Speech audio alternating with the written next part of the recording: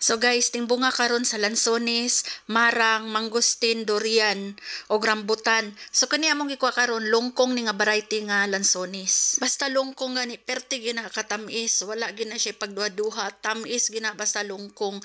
Nya mo po na ang pang shipment daghan ani gusto nga mag-shipment ani sa Manila kay mo po ni siya ang pinaka syllable.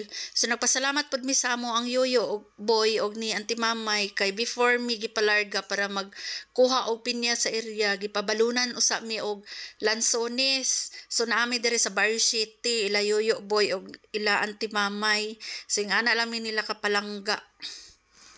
Kana nga punuan mubo ra gyud kay na siya burag grafting dili ko balan kung unsang proseso ang kuan ni basta mubo lang basta kung mubo lang gani nga punuan daw grafted yata na pero dili lang ko sure ha grafted nga kuha ni siya tapos lungkong variety sumubo lang gi patungan lang siya bangko ni Reggie kay para makaabot na siya then yan na lang pong gipili kay dili pa man ginoon tanan nga hinog jud so katong gipili lang namo tong mao ni among Auntie Mamay og si Yoyo boy Reggie sila nang duha mong gisugo. Thank you Yoyo, thank you ate.